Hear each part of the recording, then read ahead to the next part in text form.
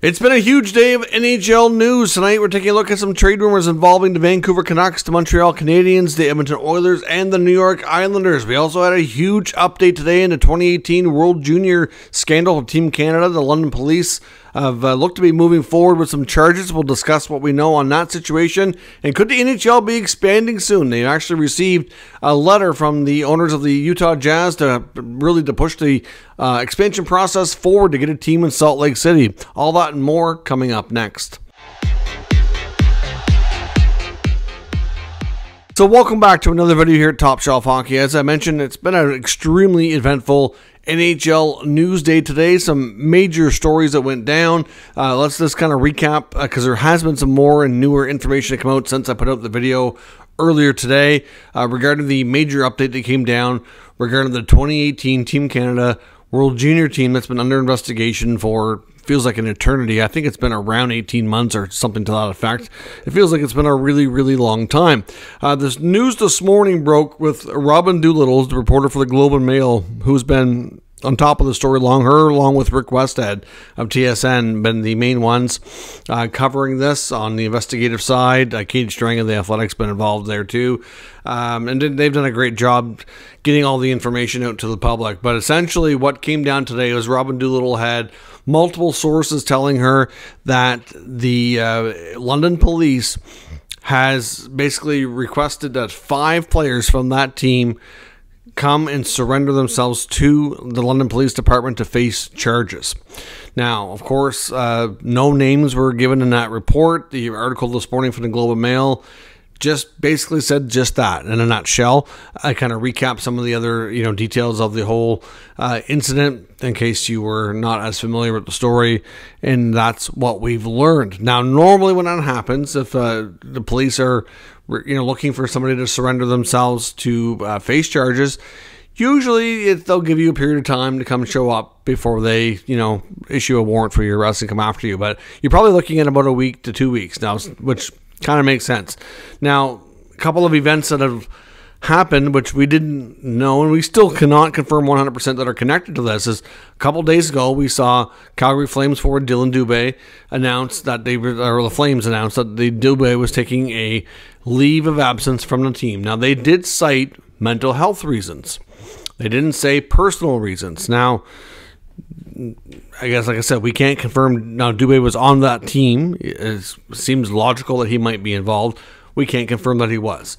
And then today, we were able to confirm, or yesterday, sorry, we confirmed that Carter Hart was taking a leave of absence from the Philadelphia Flyers for personal reasons. Now, when Dubé first was taking his leave and it was announced for mental health reasons, I don't really think a whole lot of people really put a lot of thought into that. I know I didn't. But once the news came down about Carter Hart, I was like, oh, that's the second player from that team in a couple of days to announce that they're taking a leave of absence from their NHL club. That seems odd. And I just start to, the wheels are turning, wondering what's going on. And then today we get the story from the Globe and Mail. And then within a couple of hours of that story breaking, we got news from the Swiss League. That's where Alex Formenton, former NHL player of the Ottawa Senators, has been playing for the past 2 seasons, that he's taking a leave of absence for personal reasons from the club and is returning to Canada. And then a little bit after that, we got news from the New Jersey Devils, which I didn't know this when I made the video earlier talking about the scenario, that the Devils had received requests from forward Michael McLeod and defenseman Cal Foote for an indefinite leave of absence as well, and that has been granted. And again, personal reasons, and they're not going to talk about it any further. So there you have it. Now we have 5 NHL players, well, I guess you could say current or former NHL players, on leave of absences from their clubs. And it looks like we can't confirm it though, and I don't want to put anybody's name out there and be wrong. People are speculating that these are the 5 that London police are going to be looking for and laying charges against. Now, it's still possible. There's still time. If any other players from that team suddenly take a leave of absence, it's going to raise some questions. It does seem weird, though, if the Flames... If Dubé does end up being connected to this, how the Flames put it out as saying mental health reasons and he was seeking professional help. that seems now, of course, I can understand why he may be having mental, if he is connected to this and he's facing charges. Yeah, I can see that causing a bit of a mental health crisis for some of these players. Absolutely. It just seems like a weird thing to put out, like how they released it. Anyways, now we've also learned, because London police has gotten a ton of requests from media looking for statements, looking for updates. They this morning said that they couldn't say anything further. There was nothing more to say.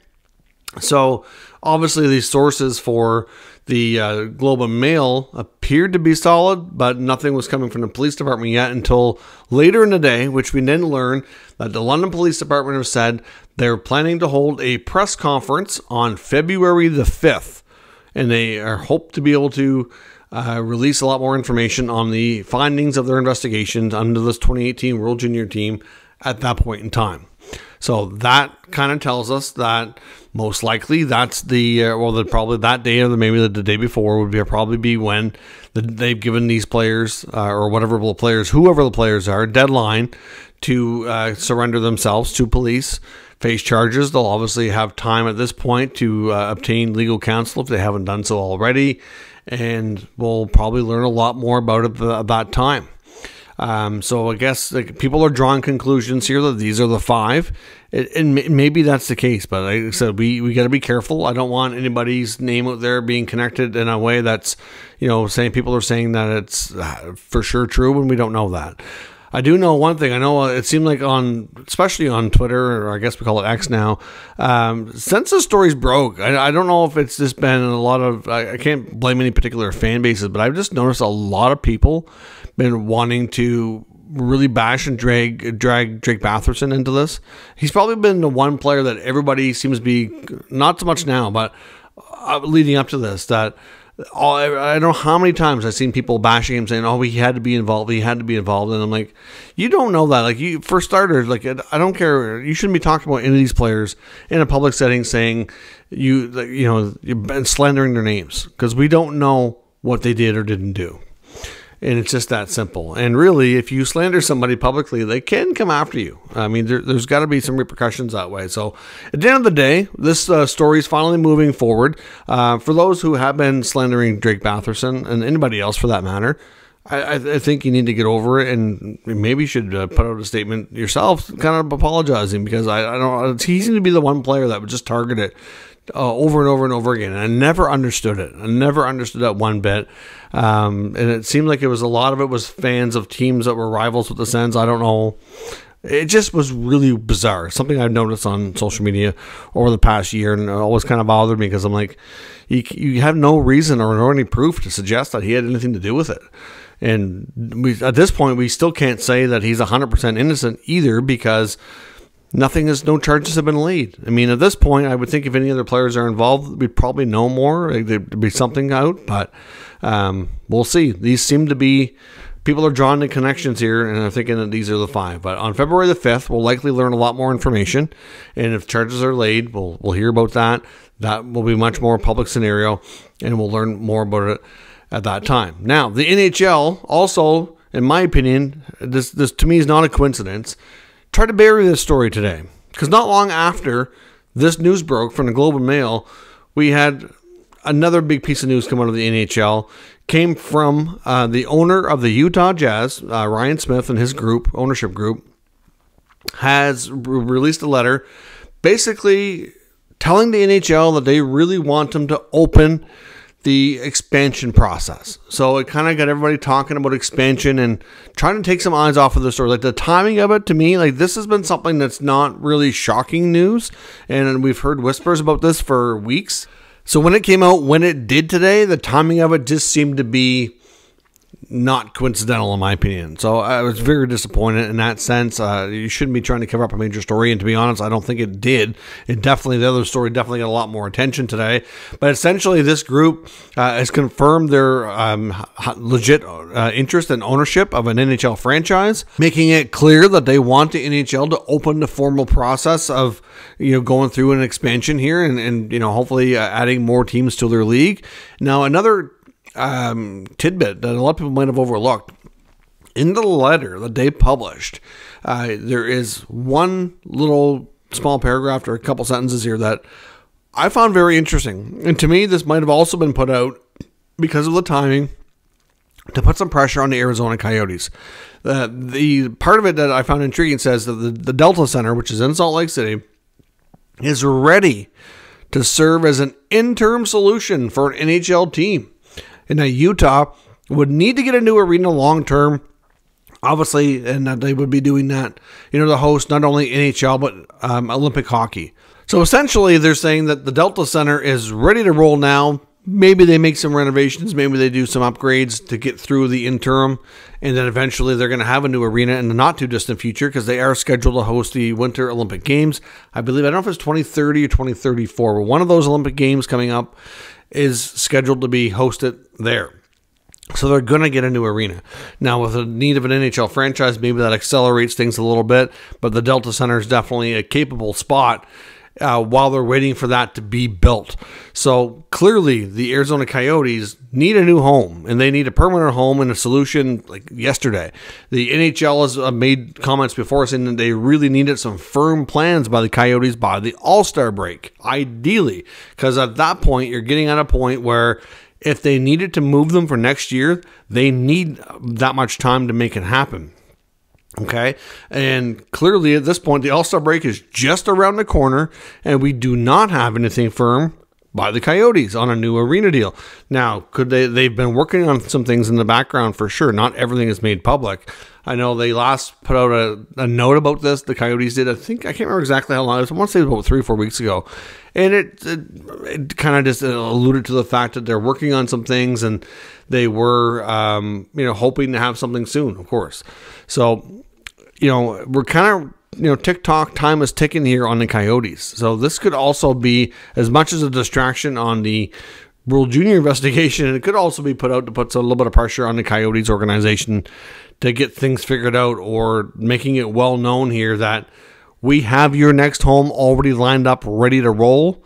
So as soon as your deadline passes, if you're not in shape where you need to be, that's where you're heading. So we will see about that. Will the NHL expand again? I absolutely believe it will. Will Salt Lake City get a team one way or another? I really think it will. Now, they could also put a team in Salt Lake that may not be a permanent home. Maybe it's short term. I don't know. Obviously, that owner in that area really wants a team. I think it would do well. Other cities come to mind. We know that Atlanta has been on the radar again. Kevin Weeks has been on that story. He's even made mention this recently again. There's all kinds of developments about Atlanta pushing to get a team. We know Quebec City's been wanting one for a long time. And there's other markets out there too. Like if you formally open an expansion process, I do kind of wonder who else might come out of the woodwork to express interest in getting another NHL franchise. I really think they can get to 36. I don't think it would be all at once. I think it would probably be 1 or 2 at a time, and you gradually could see up to maybe 4 teams over the next maybe 5, 7, 8 years. I don't know exactly how long it would be. Obviously, they need to know about the Coyotes. If they end up being a relocation situation, then the Arizona market might come back into play for future expansion too. Because it's really, to me, the biggest issue there is ownership being able to get it figured out. Just like Atlanta, I really think there's a good chance, even though I never would have thought it before, that they could go back to Atlanta. And maybe it'll be more successful. So it's a big, huge news day between this London police report and this expansion talk. So we'll see where all that goes. We also got lots of other news around the league today. News on the waiver wire. 2 players from the Calgary Flames are on waivers today, including Adam Ruzicka and Nick DeSimone. So we'll find out tomorrow afternoon if they've been reassigned or if they've been claimed and going on to another NHL club. Lots of other roster moves as well. The Avalanche tonight are getting back Arturi Lehkonen and Bowen Byram, so that's a huge upgrade for them. They'll be happy to have those guys back in the lineup. The Predators today demoted forward UC Parsonen to the American Hockey League. Essentially, Coach Andrew Burnett said they need to give him a bigger role, more playing time, and that they felt like it was in his best interest. It felt like they were kind of failing him, keeping him at the NHL level when he could go down there and be more of an impact option. So we'll see. We certainly haven't seen the last of him in the NHL. The Red Wings today had Patrick Kane back at practice after being out for an injury for a while. He was a full participant, but I did see some notes saying he didn't stay for the entire practice. He did leave early. I don't know if that, what that means for his return exactly. We'll have to wait for clarity from the coaching staff on that one. The Coyotes today also confirmed that defenseman Matt Dumba is out week to week. So obviously the Coyotes are still in a playoff battle. Losing a top defenseman like Dumba will be a big deal for them. Hopefully won't hurt too much. And Montreal today returned Joshua Waugh to the American Hockey League, which is a little bit surprising because they had Mitchell Stevens on waivers. He cleared, demoted him. Now Waugh sent down, so it's just a little bit questionable roster moves, like not really making sense there. But obviously, he will go back and play in the American Hockey League for now. We did have a couple of signings today as well, some interesting ones. One's a little bit smaller than the other. The Nashville Predators today signed forward Cole Smith to a 2-year contract extension, $1 million per season, so $2 million total value of the contract. Obviously, Cole Smith has proven to be a decent addition there and is fitting in nicely, so the contract extension is not too surprising. And in Chicago, we get another extension from one of their vets. They already extended Jason Dickinson, Nick Foligno, and they're keeping Peter Mrazek too. He gets a 2-year deal, $4.25 million per season. And these guys are not going to turn down this kind of money. They're not going to get anywhere close to this kind of money elsewhere. So, they'll have to get used to being on a rebuilding team if they're not already, and obviously not winning a lot. But the money sure is nice, and they'll play a role in helping develop the young players. So Mrazek has been a good pickup for them, even though they basically took him off the Leafs' hands when he was not working out in Toronto. He's worked out okay there, and now he gets a nice contract extension. So I'm sure Mrazek is quite pleased with all of that. So obviously, like I said, it's been a busy day around the NHL with lots of news. We do have some trade talk to take a look at as well. The New York Islanders, we know that they get a new head coach, Patrick Waugh. I saw some more reports today, which is not surprising. We don't know if the Islanders are going to be buyers or sellers at the deadline yet, but clearly Lou Lamoriello has not given up hope on this season, which is why he made the coaching change when he did. They're still very much in the mix, and they could very well get in to the playoffs. I think their best odds are probably as a wild card team, but time will tell here. But if they do want to make some upgrades ahead of the deadline, one player that's, again, not having a fantastic year and looks like it's time, it's absolutely time for a fresh start, would be Oliver Wahlstrom. I mean, he was drafted as a high pick, was thought to be a pretty good goal-scoring winger, hasn't really materialized on a consistent basis, and I think it's time. I mean, they can find a new home for him, and maybe if there's a rebuilding team out there that can give him more of an opportunity, and if there's a piece that comes back for the Islanders to help strengthen them for the playoffs, that's absolutely something I think they're willing to take a look at. So we'll see. In Vancouver, Rick Dhaliwal, Canucks insider, had a couple of comments today about some moves we might see in Vancouver. For one, Captain Quinn Hughes, apparently, according to Dhaliwal, has made it clear to management that he'd love to see Chris Tanev return. Of course, Chris Tanev is former D partner, now in the Calgary Flames. Tanev never really wanted to leave Vancouver, as we talked about before. We did see a mass exodus a couple of years back of Canuck players, a bunch of them ending up with the Flames. When Jim Benning was still running the ship, they were so focused on making an Oliver Ekman-Larsson trade that when it came to a lot of these free agents, they kind of get ignored and they got tired of waiting, and a lot of them ended up going elsewhere for their contracts. It was really just that simple. But Tanev never wanted to go. I mean, he's a good right shot defenseman, obviously, a stay-at-home style guy, block shots, good on the penalty kill, good leader. Obviously, a guy that the Canucks players, for the most part, are familiar with, too. So clearly, play by Quinn Hughes to kind of use whatever influence he has to get a guy back that he was absolutely loved being teammates with. So we'll see if he's a D-the-day target. I know when they were trading for Zadorov, there was some talk about Tanev too. I know there at one point it looked like the Leafs were pushing to get Tanev and Zadorov both, and now we're at a point we're not even sure if the Leafs are going to be buyers at the deadline because of how their season has gone.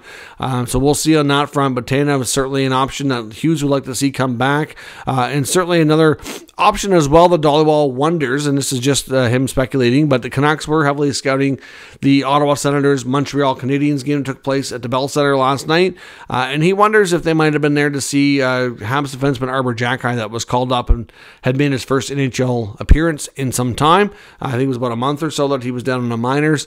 In my opinion, Xhekaj didn't have a great game, took couple, or at least one, I can think of one bad penalty. I don't think he had a strong night. Made a few turnovers, but still, he's young. There's lots to work on, lots to develop, and clearly, he's a big, strong guy, not afraid to fight. We know that's kind of his MO. That's what he's known for, and teams would definitely have interest. Now, it doesn't mean Montreal's trading him. We've seen some other connections to other teams, like Elliotte Friedman talked about Xhekaj and said he could see him being a Philadelphia Flyer because there was rumors they were interested. But again, just because Montreal put him in the minors for a while and now he's being brought up ahead of the deadline, it doesn't mean they're showcasing him. It doesn't mean they want to trade him. We'll see. But will teams be interested? Sure. They like the big rough stuff, for the playoffs. No surprise that there would be some teams interested. Will they make a move? Time will tell. But those are a couple defensemen that, according to Rick Dhaliwal, he believes that they're at least looking at. So we'll see what moves the Canucks decide to make. In Montreal, a couple of players getting attention by the Edmonton Oilers, according to other NHL reporters. Guys like David Savard on the back end, Sean Monahan up front could be a couple potential targets for Edmonton. Of course, we saw them add Corey Perry by free agency. They get Dylan Holloway back as an injured player returning. I'm not sure. Monahan, I think, would be a great fit. I don't know if they can fit him in, though, to be honest. I think that's a less of a likely move, but there was some talk that maybe adding another center might be an idea so they can load up McDavid and Draisaitl more in the playoffs, but it doesn't mean that that's definitely going to happen. We don't know really if they're going to touch the goaltending situation or ride with what they've got. The blue line might be something that they might be more likely looking to add some depth on, and David Savard of Montreal is reportedly getting some interest from them as well. So Savard and Monahan are guys that they're looking at. I don't see them going after both. There is some talk to the Montreal dating back to some other conversations, like because there was a big link before with Edmonton and Montreal around Jake Allen, and there was some talk that the Habs had very much interest in Xavier Bourgault. So he could be a trade piece the Oilers use. We've heard about Philip Broberg likely being available as well. The Habs have tons of young D, though, so I'm not sure that they would really want to go there. I think they would prefer a forward, somebody who could become a legit top 6 or top 9 for them. So we'll see what happens, but the Habs and Oilers could have some, multiple players that could end up swapping jerseys ahead of the NHL trade deadline. So that is all the updates for today. Lots of news, like I said. Let me know your thoughts and everything down in the comments down below. We'll talk about it further. If you're new to the channel, make sure you subscribe and stick around. We'll keep you up to date with all the news, rumors, and analysis of all 32 NHL teams. Thank you for watching, and I'll catch you next time.